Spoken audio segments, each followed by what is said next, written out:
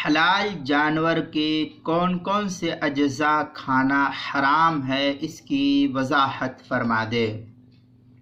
جواب: فقہاء کرام نے حلال جانور کے 7 اجزاء کو کھانے کو حرام لکھا ہے،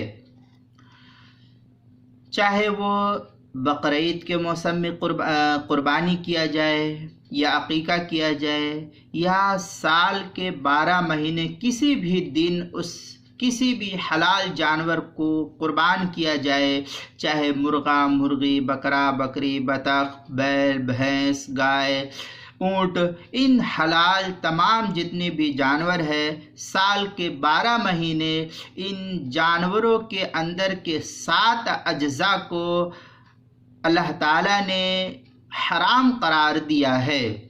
چنانچہ ذبح کرنے کے بعد ان 7 اجزاء کو نکال کر کے باہر کر دینا چاہیے۔ اس کی تفصیل تو وہی بتلا سکتے ہیں کہ کس کو کیا کہتے ہیں، اصل اس کا حکم کیا ہے۔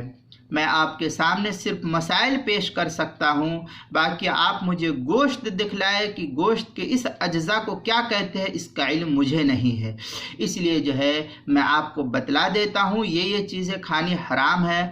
آپ قصاب سے پوچھ لیجئے کہ اس کو کیا کہتے ہیں، اس کو کیا کہتے ہیں، کس کو کیا کہا جاتا ہے، ان سے معلوم کر کے پھر ان حرام اجزاء سے ہمیشہ جو ہے بچنا چاہیے۔ پہلا یہ کہ پت جس کو کہتے ہیں، یہ پت کلیجی کے درمیان جو ہرا کلر کا ہوتا ہے، کلیجی اور گردے کے درمیان یہ ہرا کلر کا ہوتا ہے، یہ کڑوا ہوتا ہے۔ اس پت کا استعمال عموماً دوا وغیرہ میں ہوتا ہے، اس کا کھانا ہمارے لیے حرام ہے۔ یہ پہلی چیز ہے پتا۔ دوسری چیز ہے مسانہ۔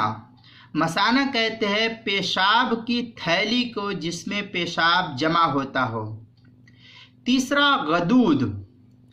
یہ غدود کیا ہے؟ اس کے تعلق سے جو ہے لغت کی کتاب فیروز اللغات میں لکھا ہے، غدود جسم کے اندر کی گانٹھ، گٹلی جس کو کہتے ہیں، اس کو عربی میں غرہ بھی کہتے ہیں، یہ غدود کھانا حرام ہے۔ اس کو فیروز اللغات جو لاہور کا چھپا ہوا نسخہ ہے، فیروز سنز لاہور کا، اس کے صفحہ 911 پر ہے۔ تو یہ تیسری چیز ہو گئی غدود۔ یہ آپ ان سے معلوم کر لیجیے کہ گٹلی کیا ہوتی ہے، قصاب بتلائیں گے۔ چوتھی چیز ہے فرج۔ فرج کہتے ہیں عربی میں مادہ جانور، اس کی شرمگاہ جس سے پیشاب نکلتا ہے۔ تو جو پیشاب جس راستے سے نکلتا ہے اس راستے کو عربی میں فرج کہتے ہیں۔ تو پیشاب کے نکلنے کی جگہ کا کھانا یہ حرام اور ناجائز ہے۔ پانچویں چیز ہے ذکر۔ ذکر کہتے ہیں عربی میں نر جانور کی پیشاب کا راستہ جس سے پیشاب کیا جاتا ہے، عضو تناسل بھی کہتے ہیں۔ یہ 5 چیزیں ہو گئی، نر اور مادہ دونوں کی پیشاب کا جو راستہ ہے وہ۔ نمبر 6 خصیتین۔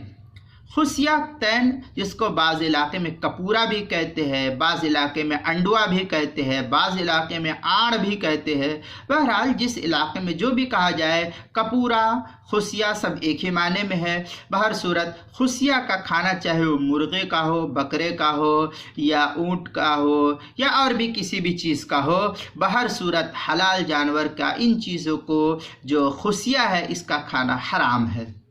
7واں ہے دم مسفوح، جس کو خون کہتے ہیں، بہنے والا جو خون ہے۔ جب ہم ذبح کرتے ہیں اور ذبح کرنے کے بعد وہ بہہ جاتا ہے اور پھر وہ جمع ہو جاتا ہے تو لوگ اس کو جمع کر کے کھاتے ہیں، اس کا کھانا ناجائز اور حرام ہے۔ یہ 7 چیزیں فقہ کرام نے منع کی ہے، اس کو حرام قرار دیا ہے۔ مختلف فتاوی جات میں اس چیز کو نقل کیا، میں چند ایک کا حوالہ دے دیتا ہوں، باقی بہت سارے کتب کے اندر ہے، میں اتنے کا حوالہ نہیں دیتا، 1-2 کا حوالہ دے دیتا ہوں۔ کتاب الآثار جو امام محمد رحمۃ اللہ علیہ کی ہے، اس کے باب ما یکرہ من الشاۃ الدم وغیرہ کے صفحہ 179 پر اس کو نقل کیا ہے۔ قال للعلامہ محمد بن حسن الشیبانی یہ نقل کرتے ہیں، لکھتے ہیں ان مجاہد قال کرہ رسول اللہ صلی اللہ علیہ وسلم من الشاۃ سبعا المرارا والمسانا والغدہ، اس کے تحت جو ہے پوری تفصیل وہاں نقل کی کتاب الآثار کے صفحہ 179 پر، وہاں دیکھ سکتے ہیں۔ فتاوی حقانیہ کی کتاب الذبائح، حلال جانور کے حرام اجزاء، جلد نمبر 6 صفحہ نمبر 453، جو مکتبہ حقانیہ اکورا کھٹک ملتان کا چھپا ہوا نسخہ ہے، اس کے اندر بھی ہے۔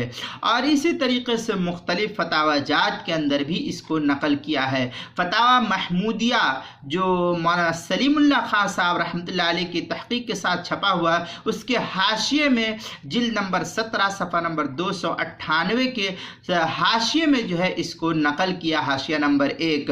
اور بھی مختلف مقامات پر صفحہ 297، 96، 95 اور بھی اس طریقے سے ان چیزوں کی بحث کی گئی ہے۔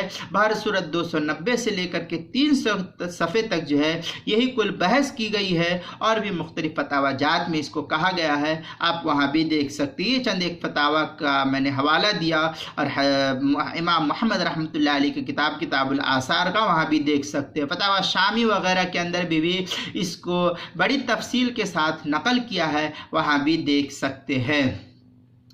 بہر صورت جو یہ فتاوی محمودیہ مولانا سلیم اللہ خان صاحب جامعہ فاروقیہ کراچی کا چھپا ہوا نسخہ ہے، اس کی 17ویں جلد میں ہے۔ بہر صورت ہم کو ان چیزوں کے کھانے سے پرہیز کرنا چاہیے، یہ سب چیزوں کا کھانا حرام اللہ نے قرار دیا ہے۔